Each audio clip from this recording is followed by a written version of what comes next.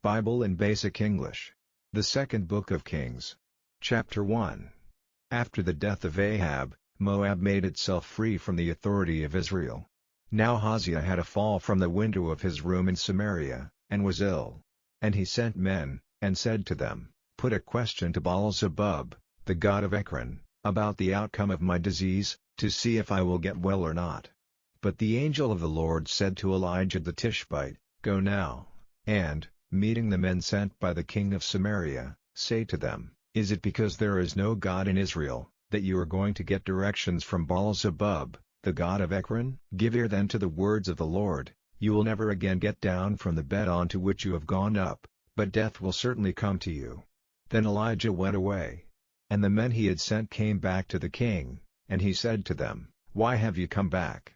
And they said to him, "On our way we had a meeting with a man who said, 'Go back to the king who sent you and say to him, The Lord says, Is it because there is no God in Israel that you send to put a question to Baal-zebub, the god of Ekron? For this reason, you will not come down from the bed onto which you have gone up, but death will certainly come to you.'" And he said to them, "What sort of a man was it who came and said these words to you?" And they said in answer, "He was a man clothed in a coat of hair, with a leather band about his body." Then he said, "It is Elijah the Tishbite." Then the king sent to him a captain of 50 with his 50 men, and he went up to him where he was seated on the top of a hill, and said to him, "O man of God, the king has said, Come down." And Elijah in answer said to the captain of 50, "If I am a man of God, may fire come down from heaven on you and on your 50 men, and put an end to you." Then fire came down from heaven and put an end to him and his 50 men. Then the king sent another captain of 50 with his 50 men, and he said to Elijah, "O man of God, the king says, Come down quickly." And Elijah in answer said, "If I am a man of God, may fire come down from heaven on you and on your 50 men, and put an end to you." And the fire of God came down from heaven, and put an end to him and his 50 men. Then he sent a third captain of 50 with his 50 men, and the third captain of 50 went up, and falling on his knees before Elijah, requesting mercy of him, said, "O man of God, let my life and the life of these your 50 servants be of value to you." For fire came down from heaven and put an end to the first 2 captains of 50 and their 50s, but now let my life be of value in your eyes. Then the angel of the Lord said to Elijah, "Go down with him, have no fear of him." So he got up and went down with him to the king. And he said to him, "This is the word of the Lord, because you sent men to put a question to Baal-zebub, the god of Ekron. For this reason you will never again get down from the bed onto which you have gone up, but death will certainly come to you." So death came to him, as the Lord had said by the mouth of Elijah. And Jehoram became king in his place in the 2nd year of the rule of Jehoram, son of Jehoshaphat, king of Judah, because he had no son. Now the rest of the acts of Ahaziah, are they not recorded in the book of the history of the kings of Israel? Chapter 2. Now when the Lord was about to take Elijah up to heaven in a great wind, Elijah went with Elisha from Gilgal. And Elijah said to Elisha, "Come no farther, for the Lord has sent me to Bethel." But Elisha said, "As the Lord is living and as your soul is living, I will not be parted from you." So they went down to Bethel. And at Bethel the sons of the prophets came out to Elisha and said, "Has it been made clear to you that the Lord is going to take away your master from over you today?" And he said, "Yes, I have knowledge of it, say no more." Then Elijah said to him, "Come no farther, for the Lord has sent me to Jericho." But he said, "As the Lord is living and as your soul is living, I will not be parted from you." So they went on to Jericho. And at Jericho the sons of the prophets came up to Elisha and said to him, "Has it been made clear to you that the Lord is going to take away your master from over you today?" And he said in answer, "Yes, I have knowledge of it, say no more." Then Elijah said to him, "Come no farther, for the Lord has sent me to Jordan." But he said, "As the Lord is living and as your soul is living, I will not be parted from you." So they went on together. And 50 men of the sons of the prophets went out and took their places facing them a long way off, while the 2 of them were by the edge of Jordan. Then Elijah took off his robe, and, rolling it up, gave the water a blow with it, and the waters were parted, flowing back this way and that, so that they went over on dry land. And when they had come to the other side, Elijah said to Elisha, "Say what you would have me do for you before I am taken from you." And Elisha said, Be pleased to let a special measure of your spirit be on me." And he said, "You have made a hard request. Still, if you see me when I am taken from you, you'll get your desire, but if not, it will not be so." And while they went on their way, going on talking together, suddenly there were carriages and horses of fire separating them from one another, and Elijah went up to heaven in a great wind. And when Elisha saw it, he gave a cry, my father, the carriages of Israel and its horsemen." And he saw him no longer, and he was full of grief. Then he took up Elijah's robe, which had been dropped from him, and went back till he came to the edge of Jordan. And he took Elijah's robe, which had been dropped from him, and giving the water a blow with it, said, "Where is the Lord, the God of Elijah?" And at his blow the waters were parted this way and that, and Elisha went over. And when the sons of the prophets who were facing him at Jericho saw him, they said, "The spirit of Elijah is resting on Elisha." And they came out to him, and went down on the earth before him. And they said, "Your servants have with us here 50 strong men, be pleased to let them go in search of Elijah, for it may be that the Spirit of the Lord has taken him up and put him down on some mountain or in some valley." But he said, "Do not send them." But when they kept on requesting him, he was shamed and said, "Send, then." So they sent 50 men, but after searching for 3 days, they came back without having seen him. And they came back to him, while he was still at Jericho, and he said to them, "Did I not say to you, go not?" Now the men of the town said to Elisha, "You see that the position of this town is good, but the water is bad, causing the young of the cattle to come to birth dead." So he said, "Get me a new vessel, and put salt in it," and they took it to him. Then he went out to the spring from which the water came, and put salt in it, and said, "The Lord says, now I have made this water sweet, no longer will it be death-giving or unfertile." And the water was made sweet again to this day, as Elisha said. Then from there he went up to Bethel, and on his way, some little boys came out from the town and made sport of him, crying, "Go up, old no-hair! Go up, old no-hair!" And turning back, he saw them, and put a curse on them in the name of the Lord. And 2 she-bears came out of the wood and put 42 of the children to death. Chapter 3.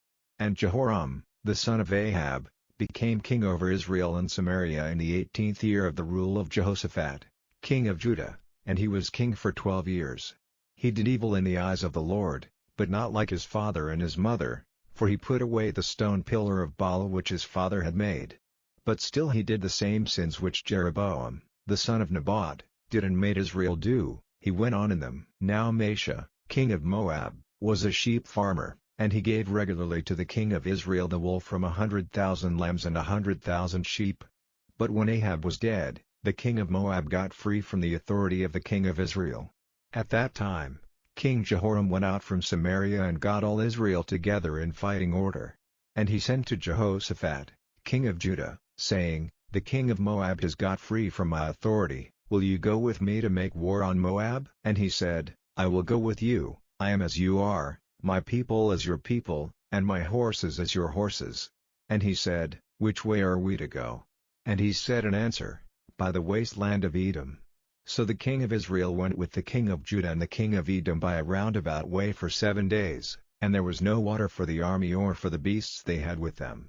And the king of Israel said, "Here is trouble, for the Lord has got these 3 kings together to give them into the hands of Moab." But Jehoshaphat said, "Is there no prophet of the Lord here, through whom we may get directions from the Lord?" And one of the king of Israel's men said in answer, "Elisha, the son of Shaphat, is here, who is servant to Elijah." And Jehoshaphat said, "The word of the Lord is with him." So the king of Israel and Jehoshaphat and the king of Edom went down to him. But Elisha said to the king of Israel, "What have I to do with you? Go to the prophets of your father and your mother." And the king of Israel said, "No, for the Lord has got these 3 kings together to give them up into the hands of Moab." Then Elisha said, "By the life of the Lord of armies whose servant I am, if it was not for the respect I have for Jehoshaphat, king of Judah, I would not give a look at you, or see you.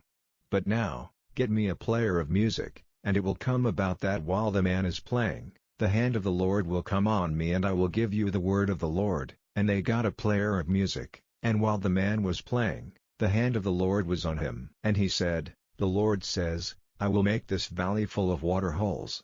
For the Lord says, though you see no wind or rain, the valley will be full of water, and you and your armies and your beasts will have drink. And this will be only a small thing to the Lord. In addition he will give the Moabites into your hands. And you are to put every walled town to destruction, cutting down every good tree, and stopping up every water spring, and making all the good land rough with stones." Now in the morning, about the time when the offering was made, they saw water flowing from the direction of Edom till the country was full of water. Now all Moab, hearing that the kings had come to make war against them, got together all who were able to take up arms and went forward to the edge of the country. And early in the morning they got up, when the sun was shining on the water, and they saw the water facing them as red as blood. Then they said, "This is blood, it is clear that destruction has come on the kings, they have been fighting one another. Now come, Moab, let us take their goods."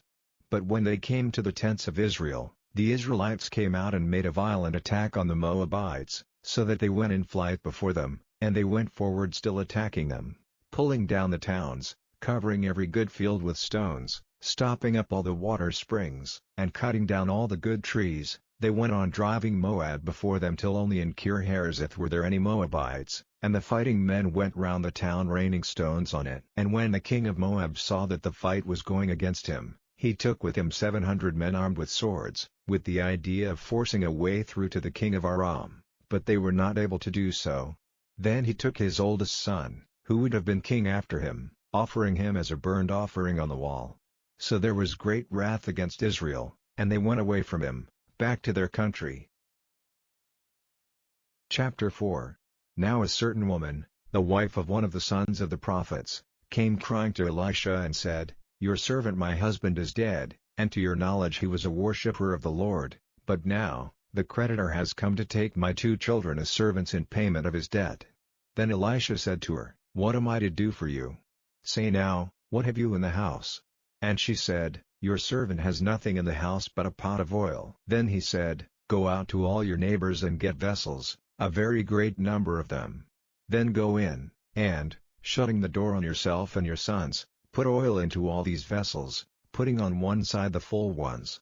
So she went away, and when the door was shut on her and her sons, they took the vessels to her and she put oil into them. And when all the vessels were full, she said to her son, "Get me another vessel." And he said, "There are no more." And the flow of oil was stopped. So she came to the man of God and gave him word of what she had done. And he said, "Go and get money for the oil and make payment of your debt, and let the rest be for the needs of yourself and your sons." Now there came a day when Elisha went to Shunem, and there was a woman of high position living there, who made him come in and have a meal with her. And after that, every time he went by, he went into her house for a meal. And she said to her husband, "Now I see that this is a holy man of God, who comes by day after day. So let us make a little room on the wall, and put a bed there for him, and a table and a seat and a light, so that when he comes to us, he will be able to go in there." Now one day, when he had gone there, he went into the little room and took his rest there. And he said to Gehazi, his servant, "Send for this Shunammite." So in answer to his voice she came before him. And he said to him, "Now say to her, See, you have taken all this trouble for us, what is to be done for you? Will you have any request made for you to the king or the captain of the army?" But she said, "I am living among my people." So he said, "What then is to be done for her?" And Gehazi made answer, "Still there is this, she has no son and her husband is old." Then he said, "Send for her." And in answer to his voice she took her place at the door. And Elisha said, "At this time in the coming year you will have a son in your arms." And she said, "No, my lord, O man of God, do not say what is false to your servant." Then the woman became with child and gave birth to a son at the time named, in the year after, as Elisha had said to her. Now one day, when the child was older, he went out to his father to where the grain was being cut. And he said to his father, "My head, my head." And the father said to a servant, "Take him into his mother." And he took him into his mother, and she took him on her knees and kept him there till the middle of the day, when his life went from him. Then she went up and put him on the bed of the man of God, shutting the door on him, and went out. And she said to her husband, "Send me one of the servants and one of the asses so that I may go quickly to the man of God and come back again." And he said, "Why are you going to him today? It is not a new moon or a Sabbath." But she said, "It is well." Then she made the ass ready and said to her servant, "Keep driving on, do not make a stop without orders from me." So she went, and came to Mount Carmel, to the man of God. And when the man of God saw her coming in his direction, he said to Gehazi, his servant, "See, there is the Shunammite, go quickly to her, and on meeting her say to her, 'Are you well? And your husband and the child, are they well?'" And she said in answer, "All is well." And when she came to where the man of God was on the hill, she put her hands round his feet, and Gehazi came near with the purpose of pushing her away, but the man of God said, "Let her be, for her soul is bitter in her, and the Lord has kept it secret from me, and has not given me word of it."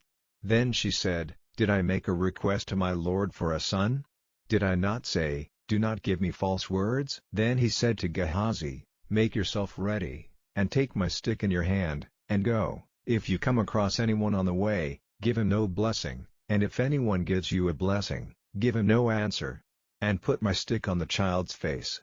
But the mother of the child said, "As the Lord is living and as your soul is living, I will not go back without you." So he got up and went with her, and Gehazi went on before them and put the stick on the child's face, but there was no voice, and no one gave attention.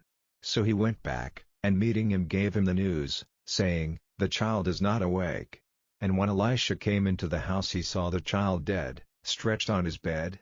So he went in, and shutting the door on the two of them, made prayer to the Lord. Then he got up on the bed, stretching himself out on the child, and put his mouth on the child's mouth, his eyes on his eyes and his hands on his hands, and the child's body became warm.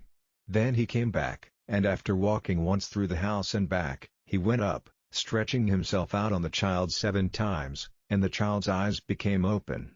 And he gave orders to Gehazi, and said, "Send for the Shunammite."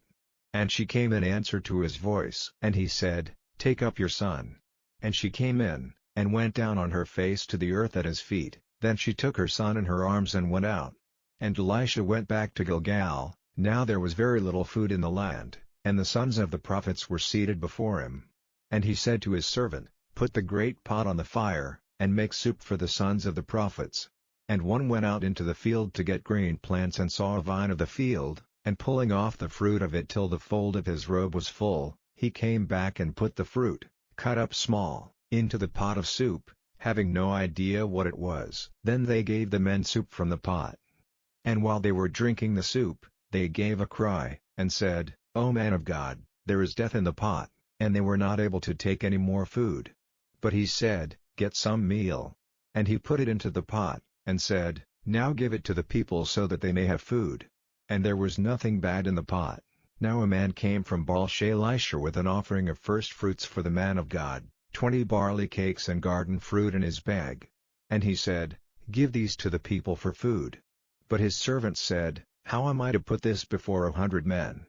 But he said, "Give it to the people for food, for the Lord says, there will be food for them and some over." So he put it before them, and they had a meal and there was more than enough, as the Lord had said. Chapter 5. Now Naaman, chief of the army of the king of Aram, was a man of high position with his master, and greatly respected, because by him the Lord had given salvation to Aram, but he was a leper. Now the Arameans had gone out in bands, and taken prisoner from Israel a little girl, who became servant to Naaman's wife. And she said to her master's wife, "If only my lord would go to the prophet in Samaria, he would make him well." And someone went and said to his lord, "This is what the girl from the land of Israel says." So the king of Aram said, "Go then, and I will send a letter to the king of Israel." And he went, taking with him 10 talents of silver and 6,000 shekels of gold, and 10 changes of clothing.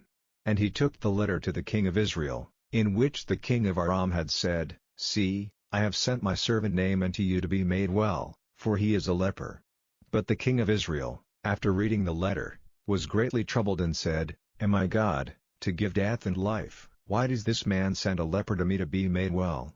Is it not clear that he is looking for a cause of war?" Now Elisha, the man of God, hearing that the king of Israel had done this, sent to the king, saying, "Why are you troubled? Send the man to me, so that he may see that there is a prophet in Israel." So Naaman, with all his horses and his carriages, came to the door of Elisha's house. And Elisha sent a servant to him, saying, "Go to Jordan, and after washing 7 times in its waters your flesh will be well again and you will be clean." But Naaman was angry and went away and said, "I had the idea that he would come out to see such an important person as I am, and make prayer to the Lord his God, and with a wave of his hand over the place make the leper well. Are not Abana and Pharpar, rivers of Damascus, better than all the waters of Israel? May I not be washed in them and become clean?" So turning, he went away in wrath. Then his servants came to him and said, "If the prophet had given you orders to do some great thing, would you not have done it? How much more then, when he says to you, 'Be washed and become clean'?" Then he went down 7 times into the waters of Jordan, as the man of God had said, and his flesh became like the flesh of a little child again, and he was clean. Then he went back to the man of God, with all his train, and, taking his place before him, said, "Now I am certain that there is no God in all the earth, but only in Israel. Now then, take an offering for me." But he said, "By the life of the Lord whose servant I am, I will take nothing from you." And he did his best to make him take it, but he would not. Then Naaman said, "If you will not, then let there be given to your servant as much earth as 2 beasts are able to take on their backs, because from now on, your servant will make no offering or burnt offering to other gods, but only to the Lord. But may your servant have the Lord's forgiveness for this one thing, when my master goes into the house of Rimmon for worship there, supported on my arm, and my head is bent in the house of Rimmon, when his head is bent in the house of Rimmon, may your servant have the Lord's forgiveness for this thing." And he said to him, "Go in peace." And he went from him some distance, but Gehazi, the servant of Elisha, the man of God, said, "Now my master has taken nothing from Naaman, this Aramean, of what he would have given him. By the living Lord, I will go after him and get something from him." So Gehazi went after Naaman. And when Naaman saw him running after him, he got down from his carriage and went back to him and said, "Is all well?" And he said, "All is well, but my master has sent me, saying, Even now, 2 young men of the sons of the prophets have come to me from the hill country of Ephraim. Will you give me a talent of silver and 2 changes of clothing for them?" And Naaman said, "Be good enough to take 2 talents. And forcing him to take them, he put 2 talents of silver in 2 bags, with 2 changes of clothing, and gave them to his 2 servants to take before him. When he came to the hill, he took them from their hands, and put them away in the house, and he sent the men away, and they went. Then he came in and took his place before his master. And Elisha said to him, "Where have you come from, Gehazi?" And he said, "Your servant went nowhere." And he said to him, "Did not my heart go with you, when the man got down from his carriage and went back to you? Is this a time for getting money, and clothing, and olive gardens and vine gardens, and sheep and oxen, and men servants and women servants? Because of what you have done, the disease of Naaman the leper will take you in its grip, and your seed after you, forever." And he went out from before him a leper as white as snow. Chapter 6. Now the sons of the prophets said to Elisha, "There is not room enough for us in the place where we are living under your care, so let us go to Jordan, and let everyone get to work cutting boards, and we will make a living place for ourselves there." And he said to them, "Go, then." And one of them said, "Be pleased to go with your servants." And he said, "I will go." So he went with them. And when they came to Jordan, they got to work cutting down trees. But one of them, while cutting a board, let the head of his axe go into the water, and he gave a cry, and said, "This is a bad business, my master, for it is another's." And the man of God said, "Where did it go in?" And when he saw the place where it had gone into the water, cutting a stick, he put it into the water, and the iron came up to the top of the water. Then he said, "Take it up." So he put out his hand and took it. At that time the king of Aram was making war against Israel, and he had a meeting with the chiefs of his army and said, "I will be waiting in secret in some named place." And the man of God sent to the king of Israel, saying, "Take care to keep away from that place, for the Arameans are waiting there in secret." So the king of Israel sent to the place where the man of God had said there was danger, and kept clear of it more than once. And at this, the mind of the king of Aram was greatly troubled, and he sent for his servants and said to them, "Will you not make clear to me which of us is helping the king of Israel?" And one of them said, "Not one of us, my lord king, but Elisha, the prophet in Israel, gives the king of Israel news of the words you say even in your bedroom." Then he said, Go and see where he is, so that I may send and get him. And news came to him that he was in Dothan. So he sent their horses and carriages and a great army, and they came by night, circling the town. Now the servant of the man of God, having got up early and gone out, saw an army with horses and carriages of war all round the town. And the servant said to him, O my master, what are we to do? And he said in answer, Have no fear, those who are with us are more than those who are with them. Then Elisha made a prayer to the Lord, saying, Lord, let his eyes be open so that he may see. And the Lord made the young man's eyes open, and he saw that all the mountain was full of horses and carriages of fire round Elisha. Now when the Arameans came down to Elisha, he made a prayer to the Lord saying, Lord, make this people blind. And he made them blind at Elisha's request. And Elisha said to them, This is not the way, and this is not the town. Come after me so that I may take you to the man you are searching for. And he took them to Samaria. And when they had come into Samaria, Elisha said, Lord, let the eyes of these men be open so that they may see. And the Lord made their eyes open, and they saw that they were in the middle of Samaria. And the king of Israel, when he saw them, said to Elisha, My father, am I to put them to the sword? But he said in answer, You are not to put them to death. Have you any right to put to death those whom you have not taken prisoner with your sword and your bow? Put bread and water before them, so that they may have food and drink and go to their master. So he made ready a great feast for them, and when they had had food and drink, he sent them away and they went back to their master. And no more bands of Arameans came into the land of Israel. Now after this, Ben-Hadad, king of Aram, got together all his army and went up to make an attack on Samaria, shutting the town in on all sides with his forces.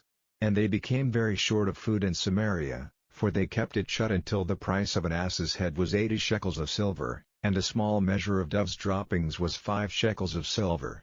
And when the king of Israel was going by on the wall, a woman came crying out to him, and said, Help! My lord king. And he said, If the Lord does not give you help, where am I to get help for you? From the grain floor or the grape crusher? And the king said to her, What is troubling you? And she said in answer, This woman said to me, Give your son to be our food today, and we will have my son tomorrow. So, boiling my son, we had a meal of him, and on the day after I said to her, Now give your son for our food, but she has put her son in a secret place. Then the king, hearing what the woman said, took his robes in his hands, violently parting them, and, while he was walking on the wall, the people, looking, saw that under his robe he had haircloth on his flesh. Then he said, May God's punishment come on me if Elisha, the son of Shaphat, keeps his head on his body after this day. But Elisha was in his house, and the responsible men were seated there with him, and before the king got there, Elisha said to those who were with him, Do you see how this cruel and violent man has sent to take away my life? While he was still talking to them, the king came down and said, This evil is from the Lord. Why am I to go on waiting any longer for the Lord? Chapter 7. Then Elisha said, Give ear to the word of the Lord. The Lord says, Tomorrow, about this time, a measure of good meal will be offered for the price of a shekel and 2 measures of barley for a shekel, in the marketplace of Samaria. Then the captain whose arm was supporting the king said to the man of God, Even if the Lord made windows in heaven, would such a thing be possible? And he said, Your eyes will see it, but you will not have a taste of the food. Now there were 4 lepers seated at the doorway into the town, and they said to one another, Why are we waiting here for death? If we say, We will go into the town, there is no food in the town, and we will come to our end there, and if we go on waiting here, death will come to us. Come then, let us give ourselves up to the army of Aram. If they let us go on living, then life will be ours, and if they put us to death, then death will be ours. So in the half-light they got up to go to the tents of Aram, but when they came to the outer line of tents, there was no one there, for the Lord had made the sound of carriages and horses, and the noise of a great army, come to the ears of the Arameans, so that they said to one another, Truly, the king of Israel has got the kings of the Hittites and of the Egyptians for a price to make an attack on us. So they got up and went in flight, in the half-light, without their tents or their horses or their asses or any of their goods, they went in flight, fearing for their lives.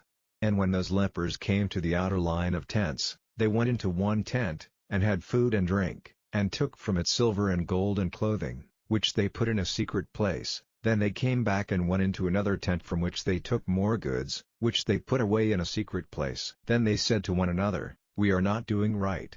Today is a day of good news, and we say nothing. If we go on waiting here till the morning, punishment will come to us. So let us go and give the news to those of the king's house." So they came in, and, crying out to the doorkeepers of the town, they gave them the news, saying, "We came to the tents of the Arameans, and there was no one there, no voice of man, only the horses and the asses in their places, and the tents as they were." Then the doorkeepers, crying out, gave the news to those inside the king's house. Then the king got up in the night and said to his servants, "This is my idea of what the Arameans have done to us.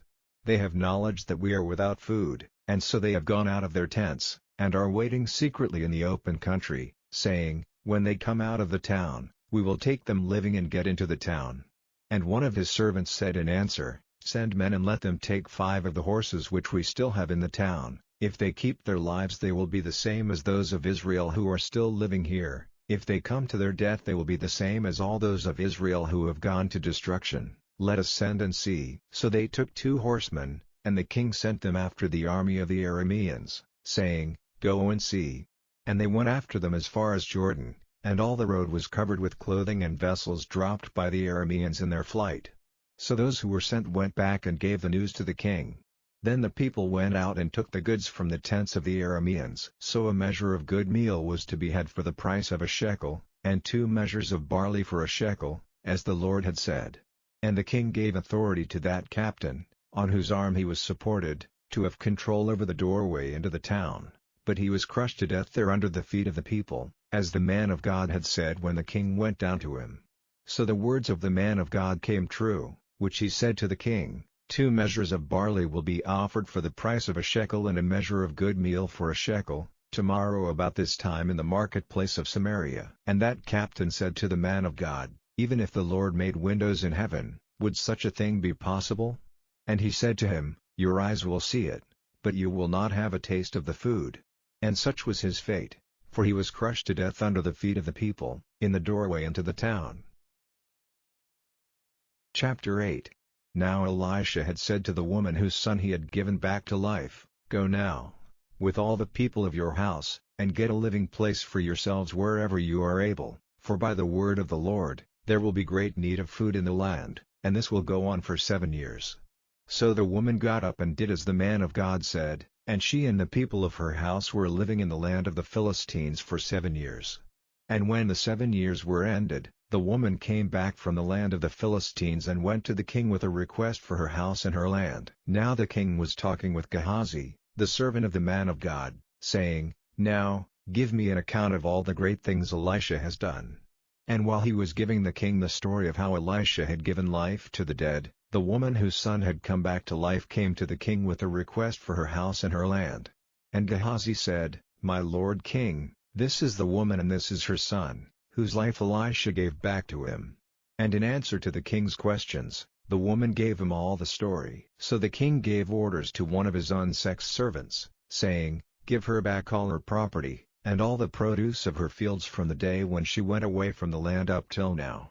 And Elisha came to Damascus, and Ben-Hadad, king of Aram, was ill, and they said to him, "The man of God has come." Then the king said to Hazael, "Take an offering with you, and go to see the man of God and get directions from the Lord by him, saying, 'Am I going to get better from my disease?'" So Hazael went to see him, taking with him 40 camels with offerings on their backs of every sort of good thing from Damascus. And when he came before him, he said, "Your son Ben-Hadad, king of Aram, has sent me to you, saying, 'Will I get better from this disease?'" And Elisha said to him, "Go, say to him, 'You will certainly get better,' but the Lord has made it clear to me that only death is before him." And he kept his eyes fixed on him till he was shamed, and the man of God was overcome with weeping. And Hazael said, "Why is my Lord weeping?" Then he said in answer, "Because I see the evil which you will do to the children of Israel, burning down their strong towns, putting their young men to death with the sword, smashing their little ones against the stones, and cutting open the women who are with child." And Hazael said, "How is it possible that your servant, who is only a dog, will do this great thing?" And Elisha said, "The Lord has made it clear to me that you will be king over Aram." Then he went away from Elisha and came into his master, who said to him, "What did Elisha say to you?" And his answer was, "He said that you would certainly get well." Now on the day after, Hazael took the bed cover, and making it wet with water, put it over Ben-Hadad's face, causing his death, and Hazael became king in his place. In the 5th year of Joram, the son of Ahab, king of Israel, Jehoram, the son of Jehoshaphat, king of Judah, became king. He was 32 years old when he became king, and he was ruling in Jerusalem for 8 years. He went in the ways of the kings of Israel, as the family of Ahab did, for the daughter of Ahab was his wife, and he did evil in the eyes of the Lord. But it was not the Lord's purpose to send destruction on Judah, because of David his servant, to whom he had given his word that he would have a light forever.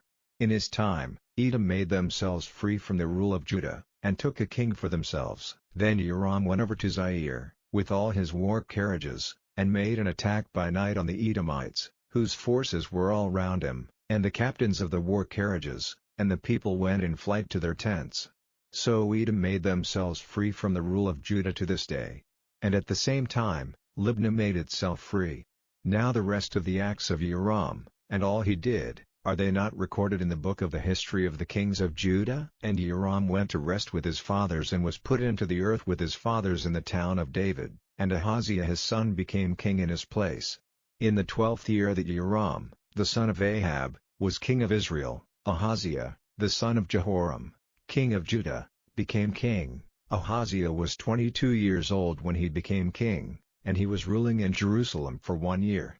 His mother's name was Athaliah, the daughter of Omri, king of Israel. He went in the ways of the family of Ahab, and did evil in the eyes of the Lord as the family of Ahab did, for he was a son-in-law of the family of Ahab. He went with Joram, the son of Ahab, to make war on Hazael, king of Aram, at Ramoth-Gilead, and Joram was wounded by the Arameans.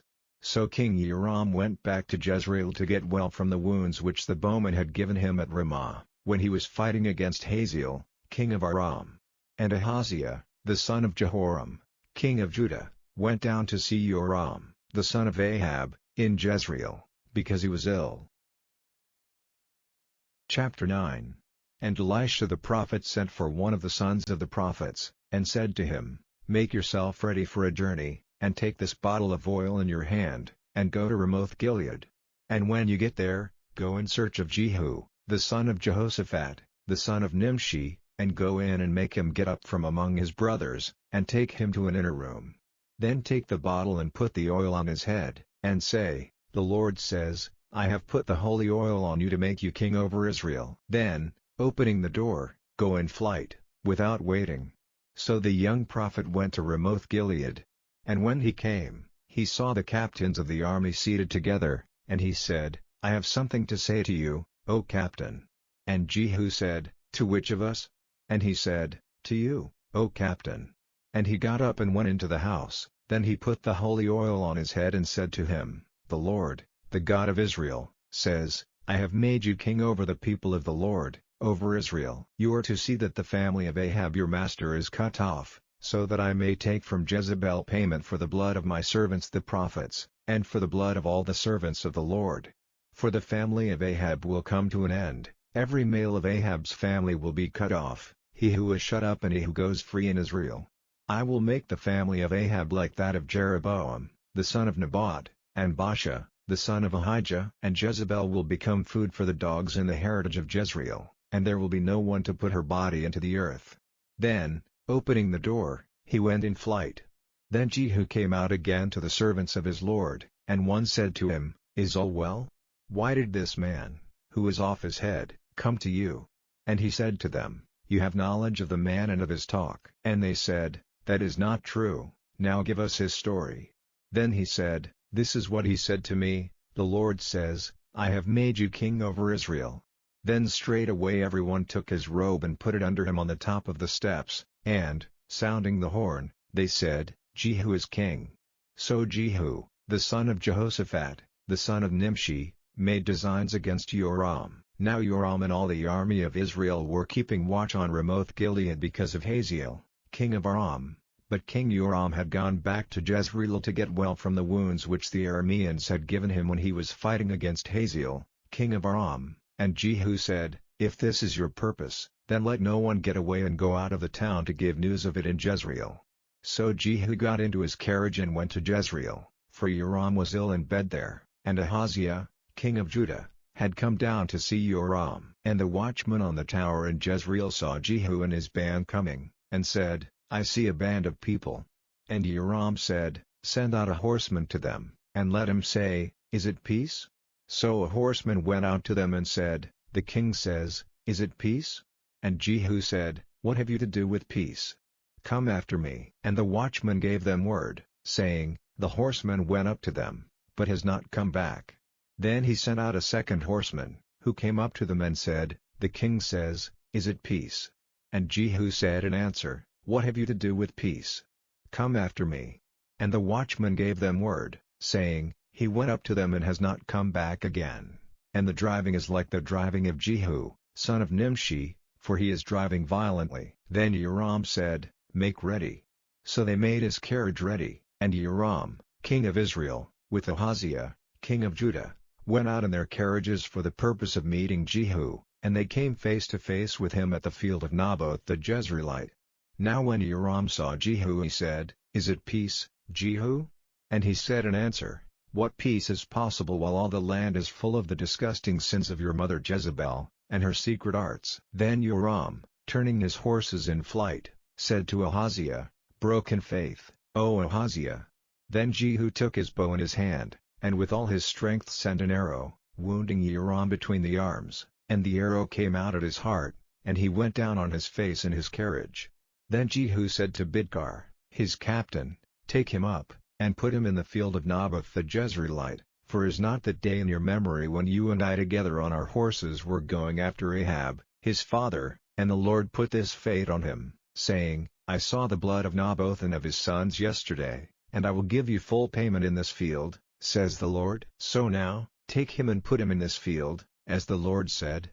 Now when Ahaziah, king of Judah, saw this, he went in flight by the way of the garden house. And Jehu came after him and said, "Put him to death in the same way," and they gave him a death wound in his carriage, on the slope up to Gur, by Ablim, and he went in flight to Megiddo, where death came to him.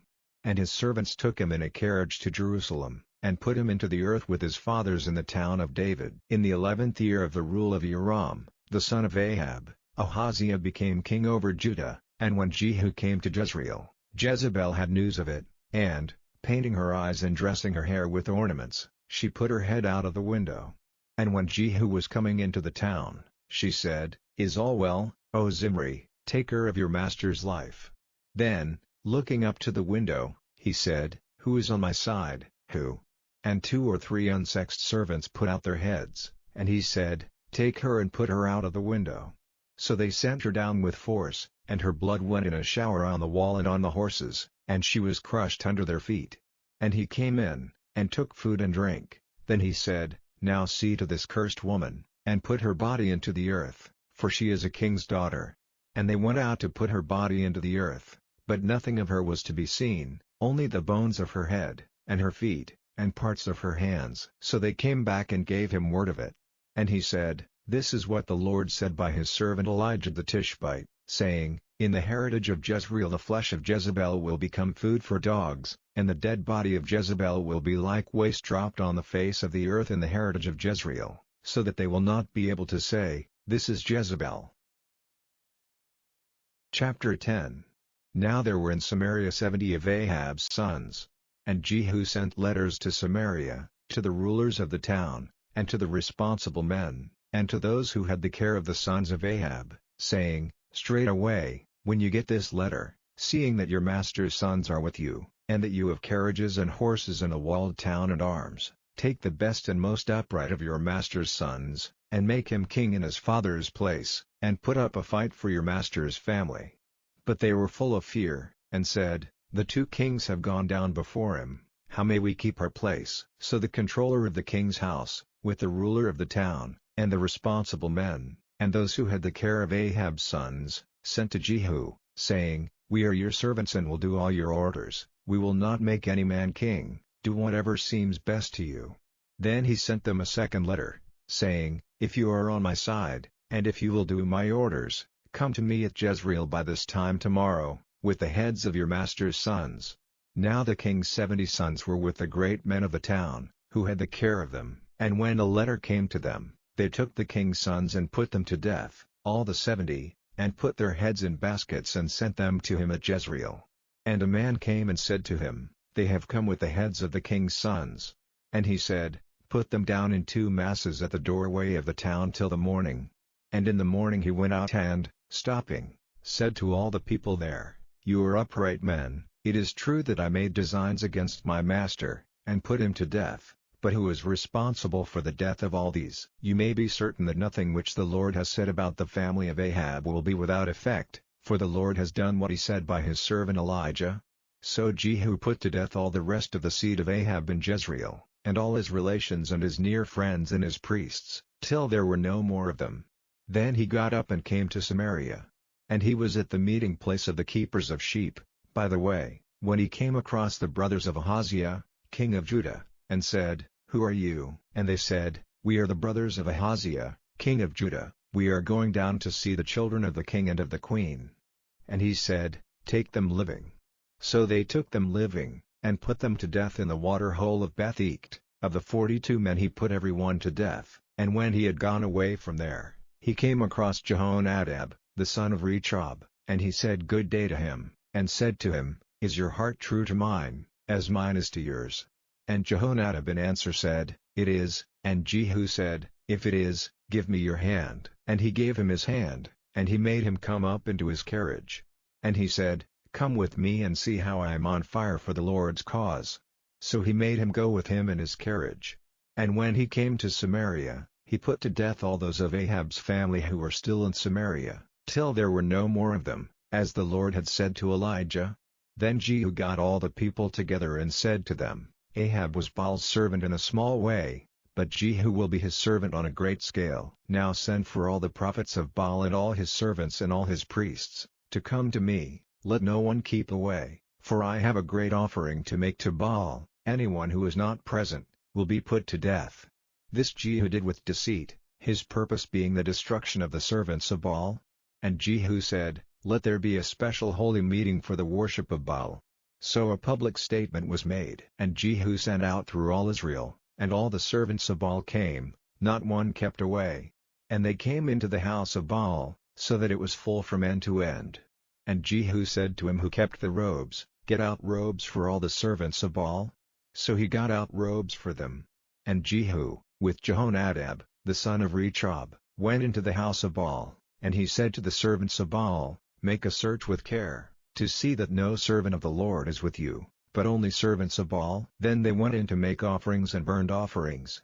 Now Jehu had put 80 men outside, and said to them, "If any man whom I give into your hands gets away, the life of him who lets him go will be the price of his life." Then when the burnt offering was ended, straightway Jehu said to the armed men and the captains, "Go in and put them to death, let not one come out."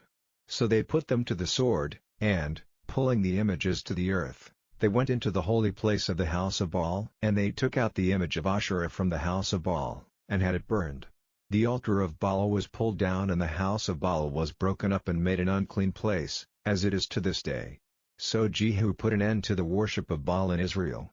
But Jehu did not keep himself from all the sins of Jeroboam, the son of Nebat, and the evil he made Israel do. The gold oxen were still in Bethel and in Dan. And the Lord said to Jehu, "Because you have done well in doing what is right in my eyes and effecting all my purpose for the family of Ahab, your sons will be kings of Israel to the 4th generation." But Jehu did not take care to keep the law of the Lord with all his heart. He did not keep himself from the sin which Jeroboam did and made Israel do. In those days the Lord was angry first with Israel, and Hazael made attacks on all the land of Israel, east of Jordan, in all the land of Gilead, the Gadites and the Reubenites and the Manassites, from Aroer by the valley of the Arnon, all Gilead and Bashan. Now the rest of the acts of Jehu, and all he did, and his great power, are they not recorded in the book of the history of the kings of Israel? And Jehu went to rest with his fathers, and was put into the earth in Samaria. And Jehoahaz his son became king in his place. And the time of Jehu's rule over Israel and Samaria was 28 years. Chapter 11. Now when Athaliah, the mother of Ahaziah, saw that her son was dead, she had all the rest of the seed of the kingdom put to death. But Jehosheba, the daughter of King Joram, sister of Ahaziah, secretly took Joash, the son of Ahaziah, with the woman who took care of him, away from among the king's sons who were put to death, and put him in the bedroom, and they kept him safe from Athaliah, so that he was not put to death. And for 6 years she kept him safe in the house of the Lord, while Athaliah was ruling over the land. Then in the 7th year, Jehoiada sent for the captains of hundreds of the Carians, and the armed men, and taking them into the house of the Lord, made an agreement with them, and made them take an oath in the house of the Lord, and let them see the king's son. And he gave them orders, saying, This is what you are to do, the third part of you, who come in on the Sabbath and keep the watch of the king's house, and the 2 divisions of you, who go out on the Sabbath and keep the watch of the house of the Lord, will make a circle round the king, every man being armed, and whoever comes inside your lines is to be put to death. Keep with the king, when he goes out and when he comes in. And the captains of hundreds did as Jehoiada the priest gave them orders, every one took with him his men, those who came in and those who went out on the Sabbath, and they came in to Jehoiada the priest. And the priest gave to the captains of hundreds the spears and body covers which had been King David's, and which were kept in the house of the Lord. Then the armed men took up their positions, every man with his instruments of war in his hand, from the right side of the house to the left, round about the altar in the house. Then he made the king's son come out, and put the crown on him and the armbands, and made him king, and put the holy oil on him, and they all, making sounds of joy with their hands, said, Long life to the king. Now Athaliah, hearing the noise made by the people, came to the people in the house of the Lord, and looking, she saw the king in his regular place by the pillar, and the captains and the horns near him, and all the people of the land giving signs of joy and sounding the horns. Then Athaliah, violently parting her robes, gave a cry, saying, Broken faith, broken faith. Then Jehoiada the priest gave orders to those who were placed in authority over the army, saying, Take her outside the lines, and let anyone who goes after her be put to death with the sword. For he said, Let her not be put to death in the house of the Lord. So they put their hands on her, and she went to the king's house by the doorway of the horses, and there she was put to death. And Jehoiada made an agreement between the Lord and the king and the people, that they would be the Lord's people, and in the same way between the king and the people. Then all the people of the land went to the house of Baal and had it pulled down, its altars and images were all broken to bits, and Mattan, the priest of Baal, they put to death before the altars. And the priest put overseers over the Lord's house.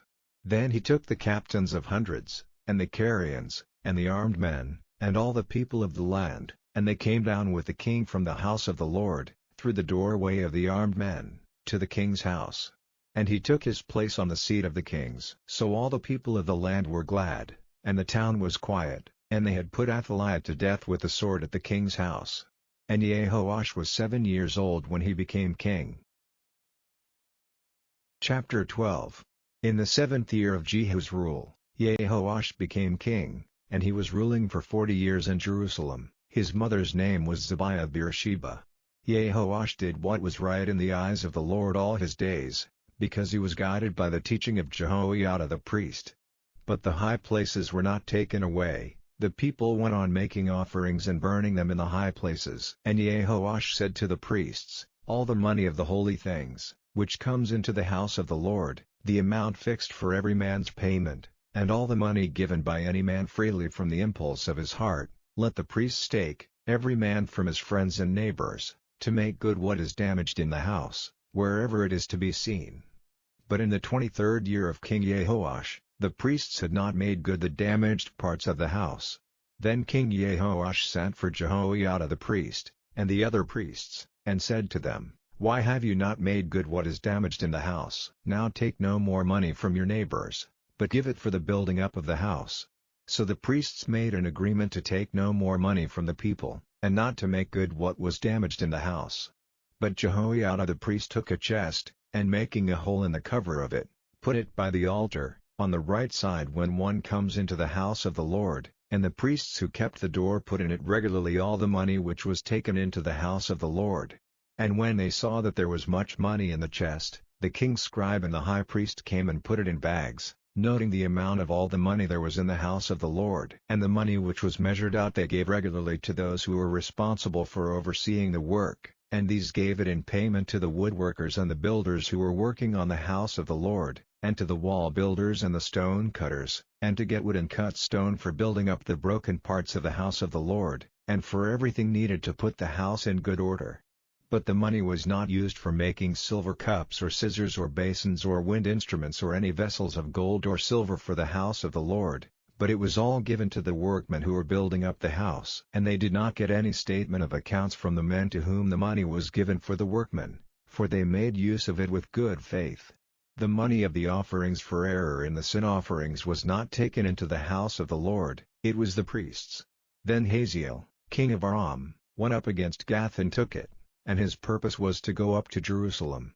Then Jehoash, king of Judah, took all the holy things which Jehoshaphat and Jehoram and Ahaziah his fathers, the kings of Judah, had given to the Lord, together with the things he himself had given, and all the gold in the temple store and in the king's house, and sent it to Hazael, king of Aram, and he went away from Jerusalem. Now the rest of the acts of Joash, and all he did, are they not recorded in the book of the history of the kings of Israel? And his servants made a secret design and put Joash to death at the house of Millo on the way down to Shelah. And Jozachar, the son of Shimeath, and Jehozabad, the son of Shomer, his servants, came to him and put him to death, and they put him into the earth with his fathers in the town of David, and Amaziah his son became king in his place. Chapter 13. In the 23rd year of Joash, the son of Ahaziah, king of Judah, Jehoahaz, the son of Jehu, became king over Israel and Samaria, ruling for 17 years. He did evil in the eyes of the Lord, copying the sins of Jeroboam, the son of Nebat, which he did and made Israel do. He did not keep himself from them. So the wrath of the Lord was burning against Israel, and he gave them up into the power of Hazael, king of Aram, and into the power of Ben-Hadad, the son of Hazael, again and again. Then Jehoahaz made prayer to the Lord, and the Lord gave ear to him, for he saw how cruelly Israel was crushed by the king of Aram. And the Lord gave Israel a savior, so that they became free from the hands of the Arameans, and the children of Israel were living in their tents as in the past. But still they did not give up the sin of Jeroboam, which he made Israel do, but went on with it. And there was an image of Asherah in Samaria, for out of all his army, Jehoahaz had only 50 horsemen and 10 carriages and 10,000 footmen. The king of Aram had given them up to destruction, crushing them like dust. Now the rest of the acts of Jehoahaz, and all he did, and his great power, are they not recorded in the book of the history of the kings of Israel? And Jehoahaz went to rest with his fathers, and was put into the earth in Samaria, and Joash his son became king in his place. In the 37th year of the rule of Joash, king of Judah, Joash, the son of Jehoahaz, became king over Israel and Samaria, ruling for 16 years.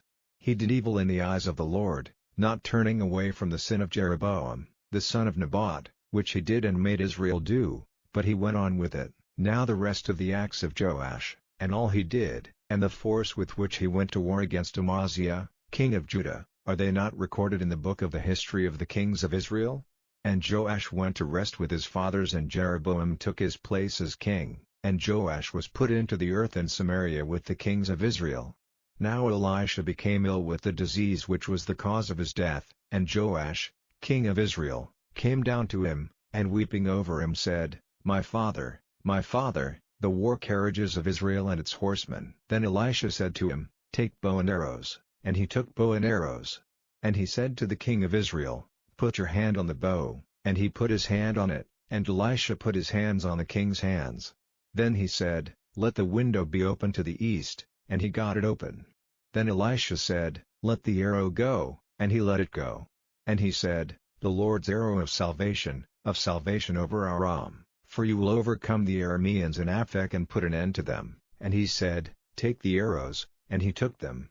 And he said to the king of Israel, send them down into the earth, and he did so 3 times and no more. Then the man of God was angry with him and said, if you had done it 5 or 6 times, then you would have overcome Aram completely, but now you will only overcome them 3 times. And death came to Elisha and they put his body into the earth. Now in the spring of the year, armed bands of Moabites frequently came, overrunning the land. And while they were putting a dead man into the earth, they saw a band coming, and they put the man quickly into the place where Elisha's body was, and the dead man, on touching Elisha's bones, came to life again, and got up on his feet. And Israel was crushed under the power of Hazael, king of Aram, all the days of Jehoahaz. But the Lord was kind to them and had pity on them, caring for them, because of his agreement with Abraham, Isaac, and Jacob. He would not put them to destruction or send them away from before his face till now. Then Hazael, king of Aram, came to his end, and Ben-Hadad his son became king in his place. And Jehoash, the son of Jehoahaz, took again from Ben-Hadad, the son of Hazael, the towns which he had taken from Jehoahaz his father in war. 3 times Jehoash overcame him and got back the towns of Israel. Chapter 14. In the 2nd year of Joash, son of Joahaz, king of Israel, Amaziah, the son of Joash, became king of Judah. He was 25 years old when he became king, and he was ruling in Jerusalem for 29 years. His mother's name was Jehoaddan of Jerusalem. He did what was right in the eyes of the Lord, though not like David his father. He did as Joash his father had done. But still the high places were not taken away. The people went on making offerings and burning them in the high places. Now when he became strong in the kingdom, straightway he put to death those servants who had taken the life of the king his father, but he did not put their children to death, for the orders of the Lord recorded in the book of the law of Moses say, the fathers are not to be put to death for the children, or the children for their fathers, but a man is to be put to death for the sin which he himself has done. He put to the sword 12,000 men of Edom in the valley of Salt, and took Selah in war, naming it Jokeel, as it is to this day. Then Amaziah sent representatives to Jehoash, the son of Jehoahaz, son of Jehu, king of Israel, saying, Come, let us have a meeting face to face.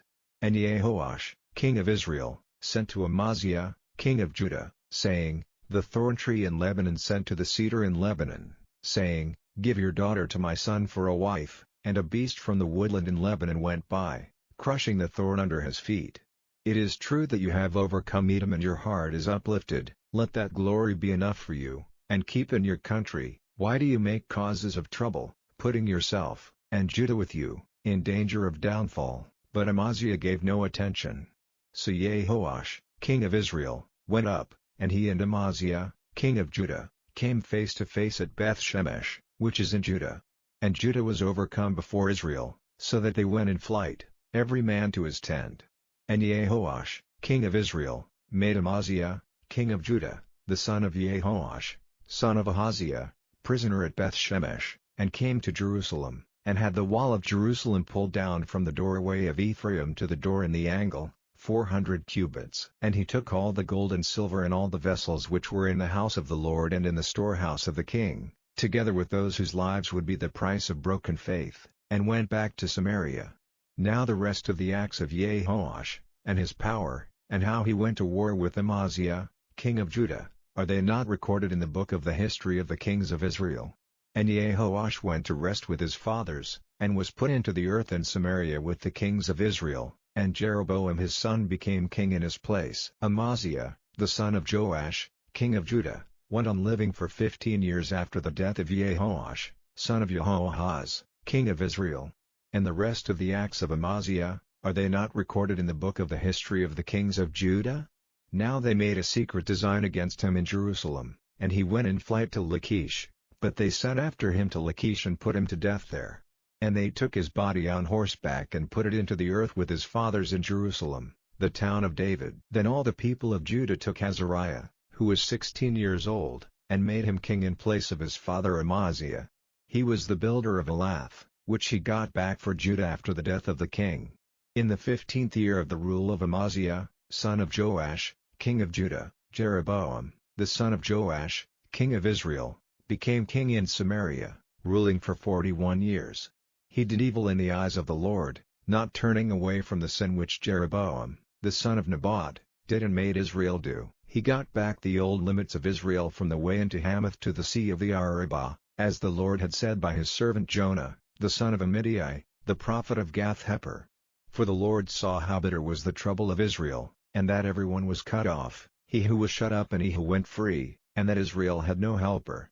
And the Lord had not said that the name of Israel was to be taken away from the earth, but he gave them a Savior in Jeroboam, the son of Joash. Now the rest of the acts of Jeroboam, and all he did, and his power, and how he went to war with Damascus, causing the wrath of the Lord to be turned away from Israel, are they not recorded in the book of the history of the kings of Israel?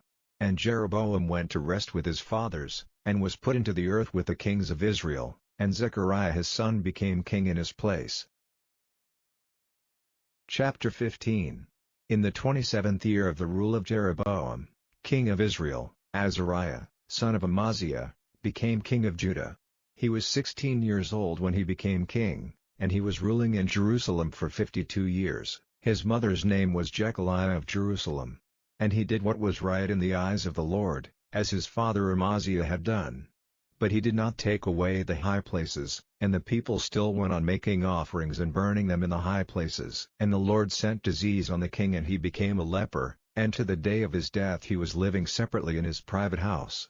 And Jotham his son was over his house, judging the people of the land. Now the rest of the acts of Azariah, and all he did, are they not recorded in the book of the history of the kings of Judah? And Azariah went to rest with his fathers and was put into the earth with his fathers in the town of David, and Jotham his son became king in his place. In the 38th year of Azaliah, king of Judah, Zechariah, son of Jeroboam, was king over Israel for 6 months. And he did evil in the eyes of the Lord, as his father had done, not turning away from the sin which Jeroboam, the son of Nebat, did and made Israel do. And Shallum, the son of Jabesh, made a secret design against him, and, attacking him in Ibleam, put him to death and became king in his place. Now the rest of the acts of Zechariah are recorded in the book of the history of the kings of Israel. This was what the Lord had said to Jehu, "Your sons to the 4th generation will be kings of Israel." And so it came about. Shallum, the son of Jabesh, became king in the 39th year of Uzziah, king of Judah, and he was ruling in Samaria for the space of 1 month.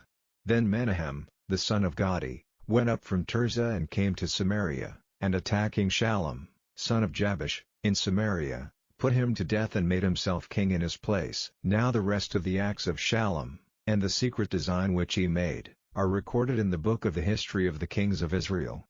Then Menahem sent destruction on Tappuah and all the people in it, and its limits, from Tirzah, because they would not let him come in, and he had all the women who were with child cut open. In the 39th year of Azariah, king of Judah, Menahem, the son of Gadi, became king over Israel, and was ruling in Samaria for 10 years. He did evil in the eyes of the Lord, he did not keep himself from the sin which Jeroboam, the son of Nebat, did and made Israel do. In his day, Pul, the king of Assyria, came up against the land, and Menahem gave Pul 1,000 talents of silver so that he might let him keep the kingdom. And Menahem got the money from Israel, from all the men of wealth, 50 silver shekels from every man, to give to the king of Assyria.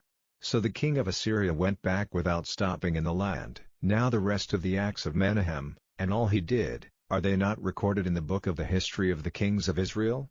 And Menahem went to rest with his fathers, and Pekahiah his son became king in his place. In the 50th year of Azariah king of Judah, Pekahiah, the son of Menahem, became king over Israel and Samaria, ruling for 2 years. He did evil in the eyes of the Lord, not turning from the sin which Jeroboam, the son of Nebat, did and made Israel do. And Pekah, the son of Remaliah, his captain, made a secret design against him, attacking him in the king's great house in Samaria, and with him were 50 men of Gilead, and he put him to death and became king in his place. Now the rest of the acts of Pekahiah, and all he did, are recorded in the book of the history of the kings of Israel. In the 52nd year of Azariah, king of Judah, Pekah, the son of Remaliah, became king over Israel and Samaria, ruling for 20 years. He did evil in the eyes of the Lord, not turning from the sin which Jeroboam, the son of Nebat, did and made Israel do. In the days of Pekah, king of Israel, Tiglath-Pileser, king of Assyria, came and took Ijon and Abel Beth-Maachah and Genoa and Kadesh and Hazor and Gilead and Galilee and all the land of Naphtali, and he took the people away to Assyria. And Hoshea, the son of Elah, made a secret design against Pekah, the son of Remaliah, and, attacking him, put him to death and became king in his place, in the 20th year of Jotham, the son of Uzziah. Now the rest of the acts of Pekah, and all he did, are recorded in the book of the history of the kings of Israel. In the 2nd year of Pekah, the son of Remaliah, king of Israel, Jotham, the son of Uzziah, became king of Judah. He was 25 years old when he became king, and he was ruling for 16 years in Jerusalem, and his mother's name was Jerusha, the daughter of Zadok. And he did what was right in the eyes of the Lord, as his father Uzziah had done, but he did not take away the high places, and the people still went on making offerings and burning them in the high places. He was the builder of the higher doorway of the house of the Lord. Now the rest of the acts of Jotham, and all he did, are they not recorded in the book of the history of the kings of Judah? In those days the Lord first sent against Judah, Rezin, the king of Aram, and Pekah, the son of Remaliah. And Jotham went to rest with his fathers, and was put into the earth in the town of David his father, and Ahaz his son became king in his place. Chapter 16. In the 17th year of Pekah, the son of Remaliah, Ahaz, the son of Jotham, became king of Judah. Ahaz was 20 years old when he became king. He was ruling for 16 years in Jerusalem. He did not do what was right in the eyes of the Lord his God, as David his father did. But he went in the ways of the kings of Israel, and even made his son go through the fire, copying the disgusting ways of the nations whom the Lord had sent out of the land before the children of Israel. And he made offerings, burning them in the high places and on the hills and under every green tree.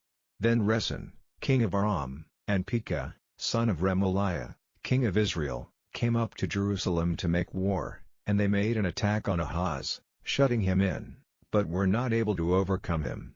At that time the king of Edom got Elath back for Edom, and sent the Jews out of Elath, and the Edomites came back to Elath where they are living to this day. So Ahaz sent representatives to Tiglath-Pileser, king of Assyria, saying, I am your servant and your son. Come to my help against the kings of Aram and Israel who have taken up arms against me. And Ahaz took the silver and gold which were in the house of the Lord and in the king's storehouse, and sent them as an offering to the king of Assyria. And the king of Assyria, in answer to his request, went up against Damascus and took its people away as prisoners to Kir, and put Rezin to death.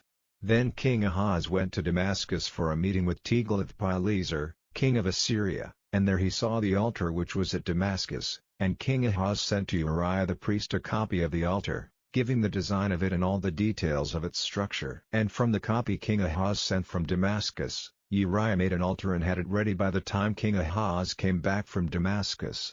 And when the king came from Damascus, he saw the altar, and he went up on it and made an offering on it. He made his burnt offering and his meal offering and his drink offering there, draining out the blood of his peace offerings on the altar.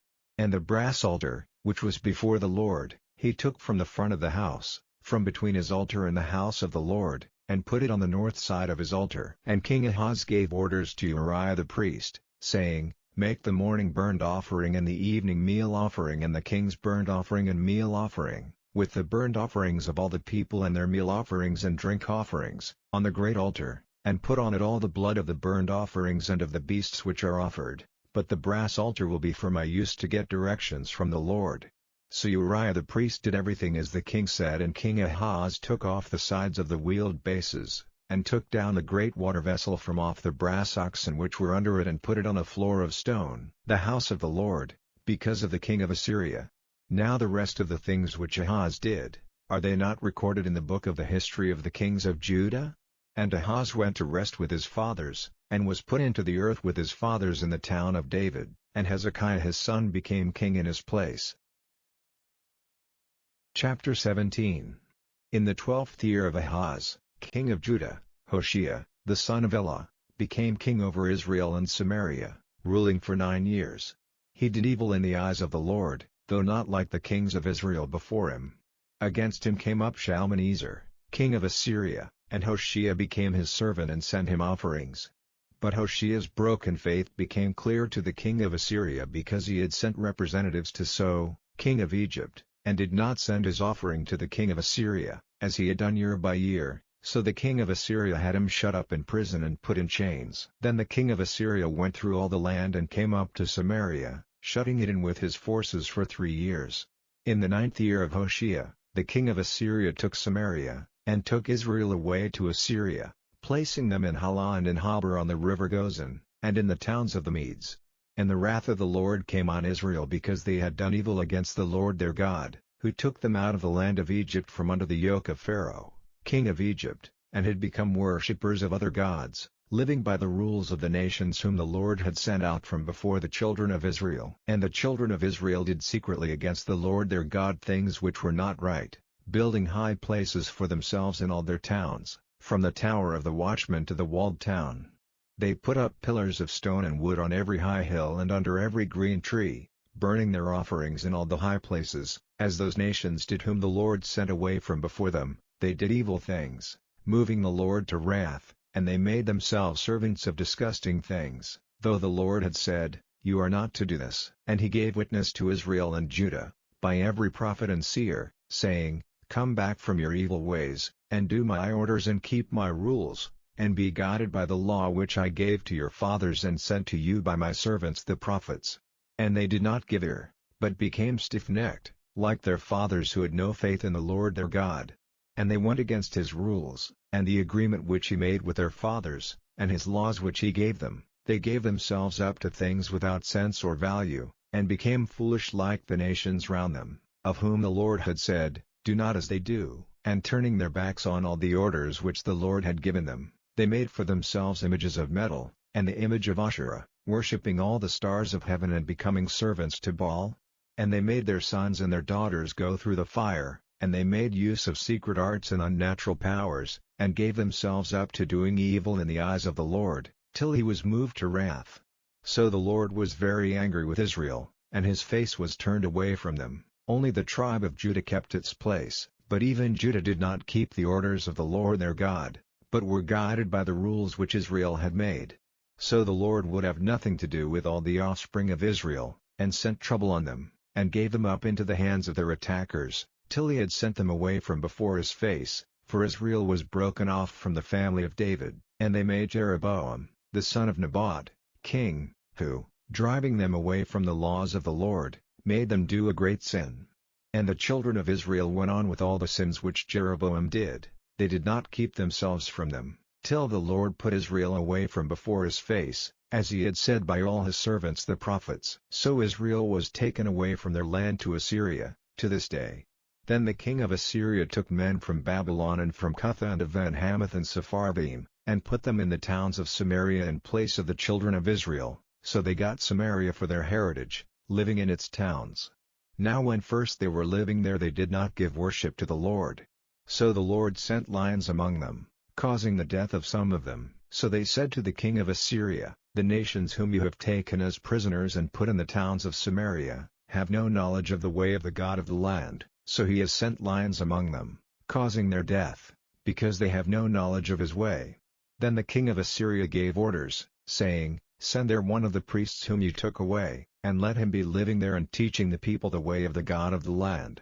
So one of the priests whom they had taken away as a prisoner from Samaria came back, and, living in Bethel, became their teacher in the worship of the Lord. And every nation made gods for themselves, and put them in the houses of the high places which the Samaritans had made, every nation in the towns where they were living. The men of Babylon made Succoth-Beneth, and the men of Cuth made Nergal, and the men of Hamath made Ashima, the Aites made Nibaz and Tartak, and the Sepharvites gave their children to be burned in the fire to Adramelech and Amalek, the gods of Sepharvaim. So they went on worshipping the Lord, and made for themselves, from among all the people, priests for the high places, to make offerings for them in the houses of the high places. They gave worship to the Lord, but they gave honor to their gods like the nations did from whom they had been taken as prisoners. So to this day they go on in their old ways, not worshipping the Lord or keeping his orders or his ways or the law and the rule which the Lord gave to the children of Jacob, to whom he gave the name Israel. And the Lord made an agreement with them and gave them orders, saying, "You are to have no other gods, you are not to give worship to them or be their servants or make them offerings, but the Lord, who took you out of the land of Egypt with his great power and his outstretched arm, he is your God, to whom you are to give worship and make offerings, and the rules and the orders and the law which he put in writing for you, you are to keep and do forever, you are to have no other gods. And you are to keep in memory the agreement which I have made with you, and you are to have no other gods. And you are to give worship to the Lord your God, for it is He who will give you salvation from the hands of all who are against you." But they gave no attention, but went on in their old way.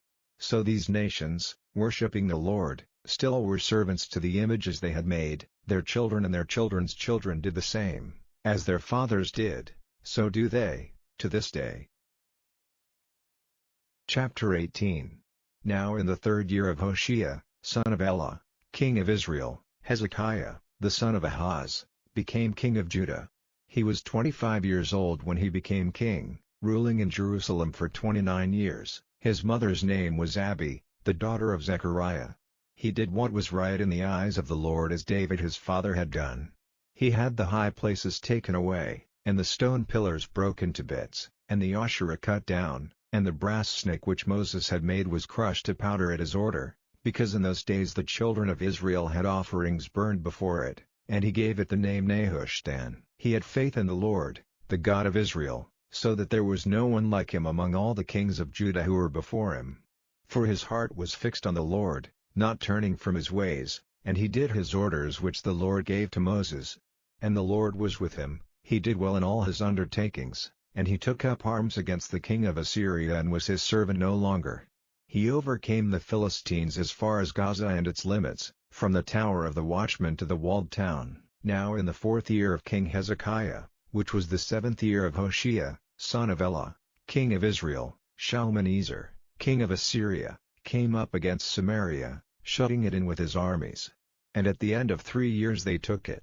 In the 6th year of Hezekiah's rule, which was the 9th year of Hoshea, king of Israel, Samaria was taken. And the king of Assyria took Israel away as prisoners into Assyria, placing them in Halah and in Habor on the river Gozan, and in the towns of the Medes, because they did not give ear to the voice of the Lord their God, but went against his agreement, even against everything ordered by Moses, the servant of the Lord, and they did not give ear to it or do it. Now in the 14th year of King Hezekiah, Sennacherib, king of Assyria, came up against all the walled towns of Judah and took them. And Hezekiah, king of Judah, sent to Lachish, to the king of Assyria, saying, "I have done wrong, give up attacking me, and whatever you put on me I will undergo." And the payment he was to make was fixed by the king of Assyria at 300 talents of silver and 30 talents of gold. So Hezekiah gave him all the silver in the house of the Lord, and in the king's storehouse. And at that time Hezekiah had the gold from the doors of the Lord's house, and from the door pillars plated by him, cut off, and gave it to the king of Assyria. Then the king of Assyria sent the Tartan and the Rabsaris and the Rabshakeh from Lachish to Jerusalem, to King Hezekiah, with a strong force. And they went up and came to Jerusalem, and took up their position by the stream of the higher pool, by the highway of the washerman's field. And they sent for the king, and Eliakim, the son of Hilkiah, who was over the house, and Shebna the scribe, and Joah, the son of Asaph, the recorder, came out to them. And the Rabshakeh said to them, "Say now to Hezekiah, these are the words of the great king, the king of Assyria, in what are you placing your hope? You say you have a design, and strength for war, but these are only words. Now to whom are you looking for support, that you have gone against my authority? See, now, you are basing your hope on that broken rod of Egypt, which will go through a man's hand if he makes use of it for a support, for so is Pharaoh, king of Egypt, to all who put their faith in him. And if you say to me, Our hope is in the Lord our God, is it not he, whose high places and altars Hezekiah has taken away, saying to Judah and Jerusalem that worship may only be given before this altar in Jerusalem? And now, take a chance with my master, the king of Assyria, and I will give you 2,000 horses, if you are able to put horsemen on them. How then may you put to shame the least of my master's servants?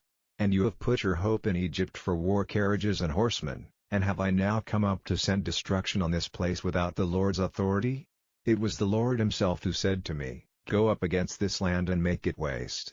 Then Eliakim, the son of Hilkiah, and Shebna and Joah said to the Rabshakeh, Will you kindly make use of the Aramean language in talking to your servants, for we are used to it, and do not make use of the Jews' language in the hearing of the people on the wall. But the Rabshakeh said to them, Is it to your master or to you that my master has sent me to say these words? Has he not sent me to the men seated on the wall? for they are the people who will be short of food with you when the town is shut in." Then the Rabshakeh got up and said with a loud voice in the Jews' language, "Give ear to the words of the great king, the king of Assyria. This is what the king says, do not be tricked by Hezekiah, for there is no salvation for you in him. And do not let Hezekiah make you put your faith in the Lord, saying, the Lord will certainly keep us safe, and this town will not be given into the hands of the king of Assyria.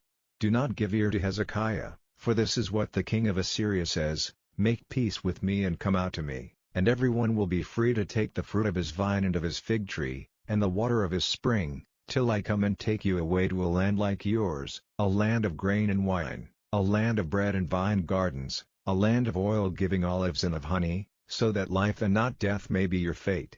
Give no attention to Hezekiah when he says to you, the Lord will keep us safe. Has any one of the gods of the nations kept his land from falling into the hands of the king of Assyria? Where are the gods of Hamath and of Arpad? Where are the gods of Sepharvaim, of Hena and Ivah? Have they kept Samaria out of my hands? Who among all the gods of these countries have kept their country from falling into my hands, to give cause for the thought that the Lord will keep Jerusalem from falling into my hands? But the people kept quiet and gave him no answer, for the king's order was, give him no answer. Then Eliakim, the son of Hilkiah, who was over the house, and Shebna the scribe, and Joah, the son of Asaph, the recorder, came to Hezekiah, with their clothing parted as a sign of grief, and gave him an account of what the Rabshakeh had said. Chapter 19. And on hearing it, King Hezekiah took off his robe, and put on haircloth, and went into the house of the Lord. And he sent Eliakim, who was over the house, and Shebna the scribe, and the chief priests, dressed in haircloth, to Isaiah the prophet, the son of Amoz. And they said to him, Hezekiah says, this day is a day of trouble and punishment and shame, for the children are ready to come to birth, but there is no strength to give birth to them. It may be that the Lord your God will give ear to the words of the Rabshakeh, whom the king of Assyria, his master, sent to say evil things against the living God, and will make his words come to nothing. So then make your prayer for the rest of the people. So the servants of King Hezekiah came to Isaiah. And Isaiah said to them, this is what you are to say to your master, the Lord says, be not troubled by the words which the servants of the king of Assyria have said against me in your hearing. See, I will put a spirit into him, and bad news will come to his ears, and he will go back to his land, and there I will have him put to death by the sword. So the Rabshakeh went back, and when he got there the king of Assyria was making war against Libnah, for it had come to his ears that he had gone away from Lachish. And when news came to him that Tirhakah, king of Ethiopia, had made an attack on him, he sent representatives to Hezekiah again, saying, this is what you are to say to Hezekiah, king of Judah, let not your God, in whom is your faith, give you a false hope, saying, Jerusalem will not be given into the hands of the king of Assyria. No doubt the story has come to your ears of what the kings of Assyria have done to all lands, putting them to the curse, and will you be kept safe? Did the gods of the nations keep safe those on whom my fathers sent destruction, Gozan and Haran and Rezeph and the children of Eden who were in Telassar? Where is the king of Hamath, and the king of Arpad, and the king of the town of Sepharvaim, of Hena and of Ivah? And Hezekiah took the letter from the hands of those who had come with it, and after reading it, Hezekiah went up to the house of the Lord, opening the letter there before the Lord. And Hezekiah made his prayer to the Lord, saying, O Lord, the God of Israel, seated between the winged ones, you only are the God of all the kingdoms of the earth. You have made heaven and earth. Let your ear be turned to us, O Lord, and let your eyes be open, O Lord, and see, take note of all the words of Sennacherib who has sent men to say evil against the living God. Truly, O Lord, the kings of Assyria have made waste the nations and their lands, and have given their gods to the fire, for they were no gods, but wood and stone, the work of men's hands, so they have given them to destruction. But now, O Lord our God, give us salvation from his hands, so that it may be clear to all the kingdoms of the earth that you and only you, O Lord, are God. Then Isaiah, the son of Amoz, sent to Hezekiah, saying, the Lord, the God of Israel, says, the prayer which you have made to me against Sennacherib, king of Assyria, has come to my ears. This is the word which the Lord has said about him, in the eyes of the virgin daughter of Zion you are shamed and laughed at, The daughter of Jerusalem has made sport of you. Against whom have you said evil and bitter things? Against whom has your voice been loud and your eyes lifted up? Even against the Holy One of Israel. You have sent your servants with evil words against the Lord, and have said, With all my war carriages I have come up to the top of the mountains, to the inmost parts of Lebanon. Its tall cedars will be cut down, and the best trees of its woods. I will come up into his highest places, into his thick woods. I have made water holes and taken their waters, and with my foot I have made all the rivers of Egypt dry. Has it not come to your ears how I did it long before, purposing it in times long past?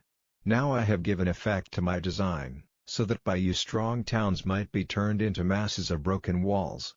This is why their townsmen had no power, they were broken and put to shame, they were like the grass of the field and the green plant, like grass on the housetops. But I have knowledge of your getting up and your resting, of your going out and your coming in, because your wrath against me and your words of pride have come up to my ears. I will put my hook in your nose and my cord in your lips, and I will make you go back by the way you came. And this will be the sign to you, you will get your food this year from what comes up of itself, and in the second year from the produce of the same, and in the third year you will put in your seed and get in the grain and make vine gardens and take of their fruit. And those of Judah who are still living will again take root in the earth and give fruit. For from Jerusalem those who have been kept safe will go out, and those who are still living will go out of Mount Zion. By the fixed purpose of the Lord of armies this will be done. For this cause the Lord says about the king of Assyria, He will not come into this town, or send an arrow against it, he will not come before it with arms, or put up an earthwork against it. By the way he came he will go back, and he will not get into this town, says the Lord. For I will keep this town safe, for my honor, and for the honor of my servant David. And that night the angel of the Lord went out and put to death in the army of the Assyrians 185,000 men, and when the people got up early in the morning, there was nothing to be seen but dead bodies. So Sennacherib, king of Assyria, went back to his place at Nineveh. And it came about, when he was worshipping in the house of Nisroch his god, that his sons Adrammelech and Sharezer put him to death with the sword, and they went and fled into the land of Ararat. Chapter 20. In those days Hezekiah was ill and near death. And Isaiah the prophet, the son of Amoz, came to him, and said to him, The Lord says, Put your house in order, for your death is near. Then, turning his face to the wall, he made his prayer to the Lord, saying, O Lord, keep in mind how I have been true to you with all my heart, and have done what is good in your eyes. And Hezekiah gave way to bitter weeping. Now before Isaiah had gone out of the middle of the town, the word of the Lord came to him, saying, Go back and say to Hezekiah, the ruler of my people, the Lord, the God of David your father, says, Your prayer has come to my ears, and I have seen your weeping. See, I will make you well. On the third day you will go up to the house of the Lord. I will give you 15 more years of life, and I will keep you in this town safe from the hands of the king of Assyria. I will keep this town safe, for my honor, and for the honor of my servant David. Then Isaiah said, Take a cake of figs. So they took it and put it on his wound, and he got better. And Hezekiah said to Isaiah, What is to be the sign that the Lord will make me well, and that I will go up to the house of the Lord on the third day? And Isaiah said, This is the sign the Lord will give you, that he will do what he has said. Will the shade go forward 10 degrees or back? And Hezekiah said in answer, It is a simple thing for the shade to go forward, but let it go back 10 degrees. Then Isaiah the prophet made prayer to the Lord, and he made the shade go back 10 degrees from its position on the steps of Ahaz. At that time, Merodach-Baladan, the son of Baladan, king of Babylon, sent letters with an offering to Hezekiah, because he had news that Hezekiah had been ill. And Hezekiah was glad at their coming and let them see all his store of wealth, the silver and the gold and the spices and the oil of great price, and the house of his arms, and everything there was in his stores. There was nothing in all his house or his kingdom which Hezekiah did not let them see. Then Isaiah the prophet came to King Hezekiah and said to him, What did these men say and where did they come from? And Hezekiah said, They came from a far country, even from Babylon. And he said, What have they seen in your house? And Hezekiah said in answer, They saw everything in my house, there is nothing among my stores which I did not let them see. And Isaiah said to Hezekiah, Give ear to the word of the Lord. Truly, days are coming when everything in your house, and whatever your fathers have put in store till this day, will be taken away to Babylon, all will be gone, says the Lord. And your sons, the offspring of your body, they will take away to be unsexed servants in the house of the king of Babylon. Then Hezekiah said to Isaiah, Good is the word of the Lord which you have said. Then he said, If in my time there is peace and righteousness. Now the rest of the acts of Hezekiah, and his power, and how he made the pool and the stream, to take water into the town, are they not recorded in the book of the history of the kings of Judah? And Hezekiah went to rest with his fathers, and Manasseh his son became king in his place. Chapter 21. Manasseh was 12 years old when he became king. For 55 years he was ruling in Jerusalem, and his mother's name was Hephzibah. He did evil in the eyes of the Lord, copying the disgusting ways of those nations whom the Lord had sent out before the children of Israel. He put up again the high places which had been pulled down by Hezekiah his father. He made altars for Baal, and an Asherah, as Ahab, king of Israel, had done. He was a worshipper and servant of all the stars of heaven. And he put up altars in the house of the Lord, of which the Lord had said, In Jerusalem will I put my name. And he put up altars for all the stars of heaven in the 2 outer squares of the house of the Lord. And he made his son go through the fire, and made use of secret arts and signs for reading the future. He gave positions to those who had control of spirits and to wonder-workers. He did much evil in the eyes of the Lord, moving him to wrath. He put the image of Asherah which he had made in the house of which the Lord had said to David and to Solomon his son, In this house, and in Jerusalem, the town which I have made mine out of all the tribes of Israel, I will put my name forever. And never again will I send the feet of Israel wandering from the land which I gave to their fathers, if only they will take care to do all my orders, and keep all the law which my servant Moses gave them. But they did not give ear, and Manasseh made them do more evil than those nations did, whom the Lord gave up to destruction before the children of Israel. And the Lord said, by his servants the prophets, Because Manasseh, king of Judah, has done these disgusting things, doing more evil than all the Amorites before him, and making Judah do evil with his false gods, for this cause, says the Lord, the God of Israel, I will send such evil on Jerusalem and Judah that the ears of all to whom the news comes will be burning. And over Jerusalem will be stretched the line of Samaria and the weight of Ahab. Jerusalem will be washed clean as a plate is washed, and turned over on its face. And I will put away from me the rest of my heritage, and give them up into the hands of their haters, who will take their property and their goods for themselves, because they have done evil in my eyes, moving me to wrath, from the day when their fathers came out of Egypt till this day.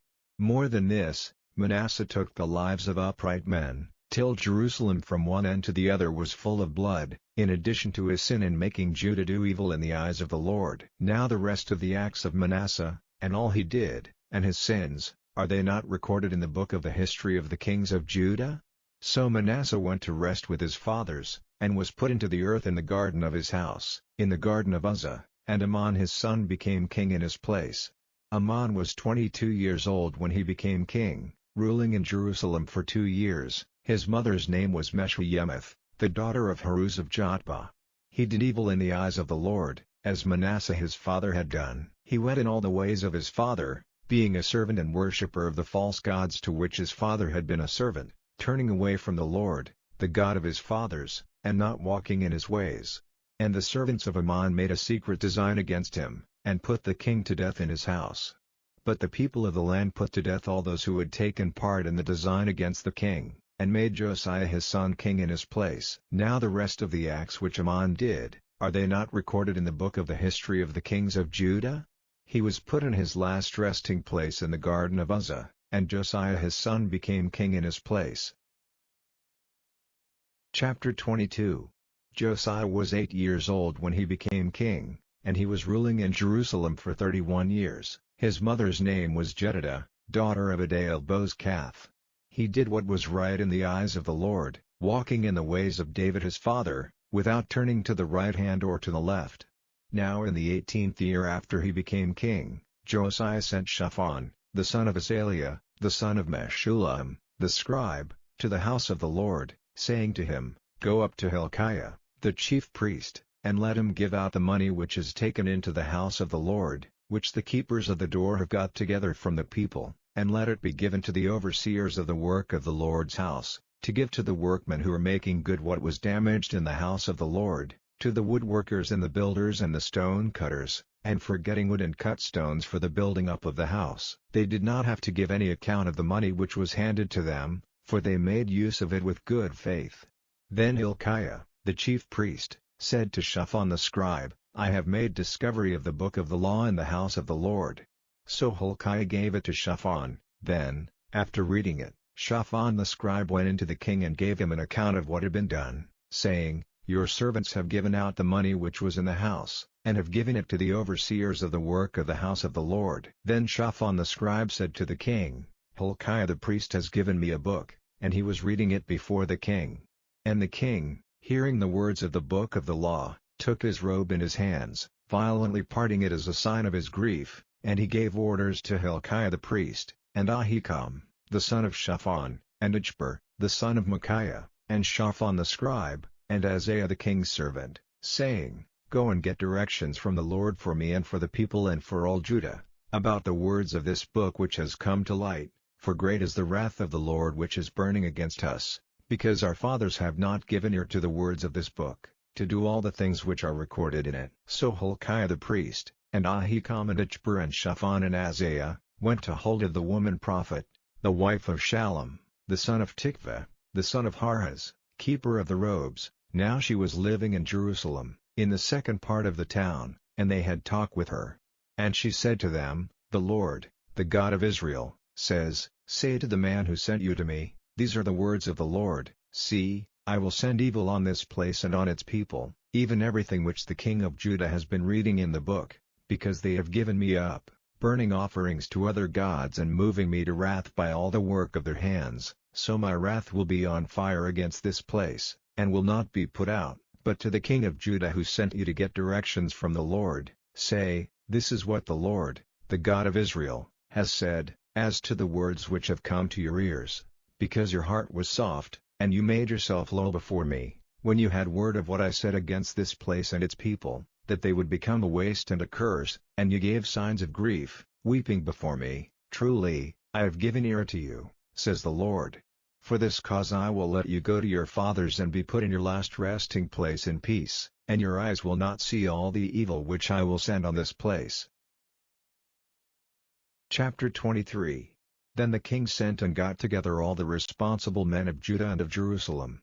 And the king went up to the house of the Lord, with all the men of Judah and all the people of Jerusalem, and the priests and the prophets and all the people, small and great, and they were present at his reading of the book of the law which had come to light in the house of the Lord.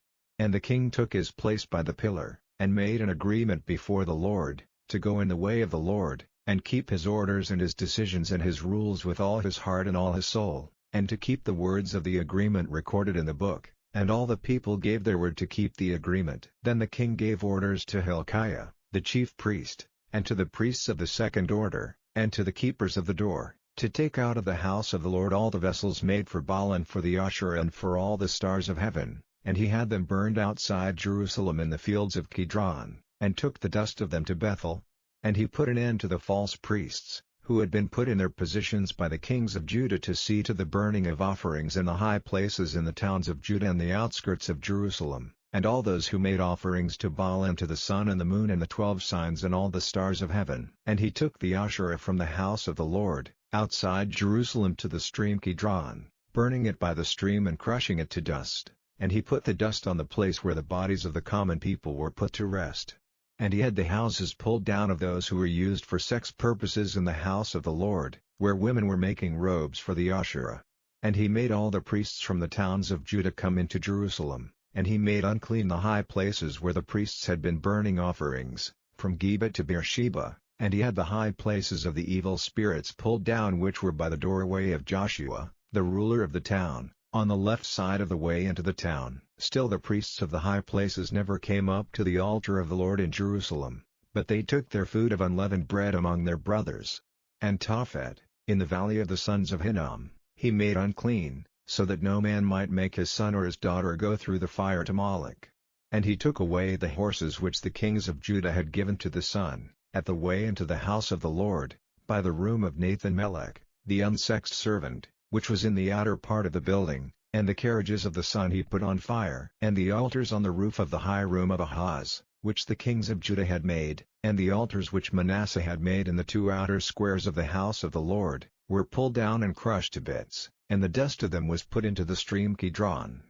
And the high places before Jerusalem, on the south side of the mountain of destruction, which Solomon, king of Israel, had made for Ashtoreth, the disgusting god of the Zidonians, and for Chemosh, the disgusting god of Moab, and for Milcom, the disgusting god of the children of Ammon, the king made unclean. The stone pillars were broken to bits and the wood pillars cut down, and the places where they had been were made full of the bones of the dead.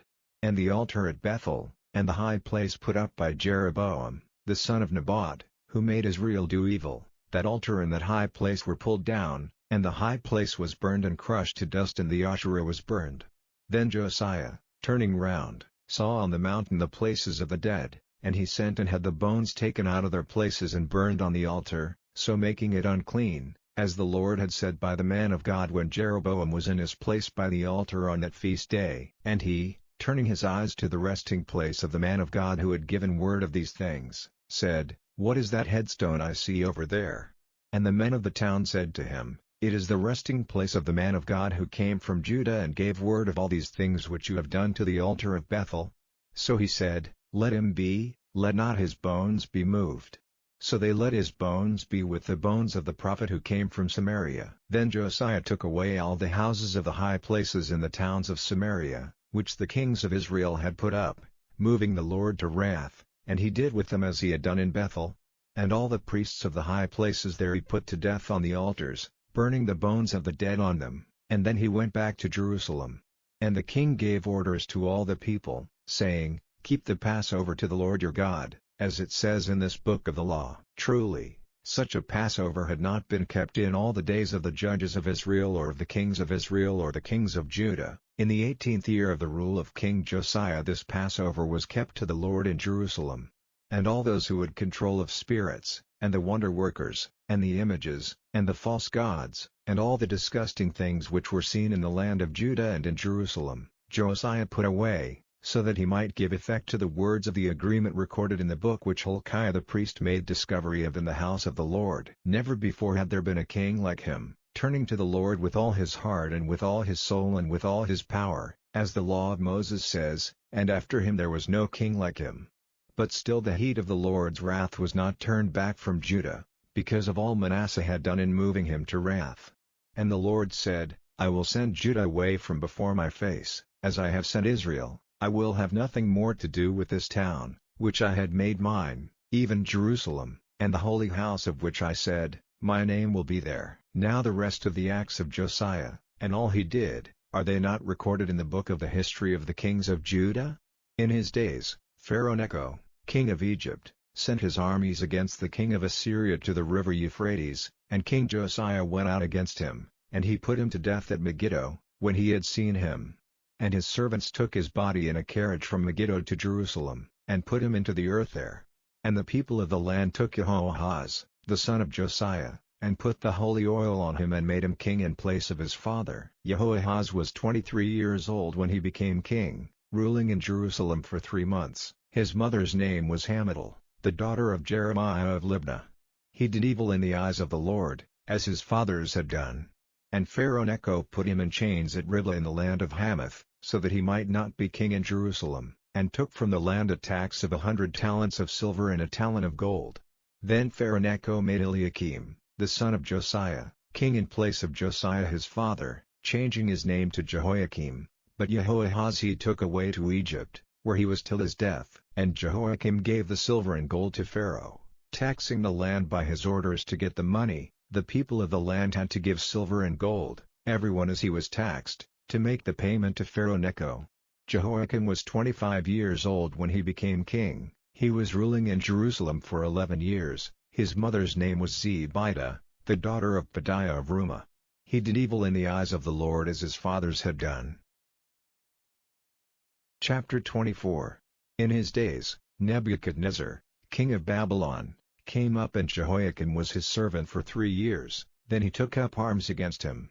And the Lord sent against him bands of the Chaldeans and of the Edomites and of the Moabites and of the children of Ammon, sending them against Judah for its destruction, as he had said by his servants the prophets.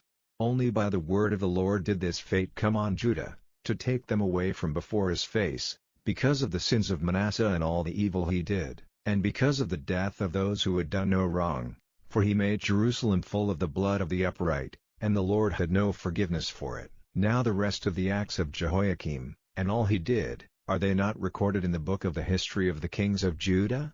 So Jehoiakim went to rest with his fathers, and Jehoiakim his son became king in his place.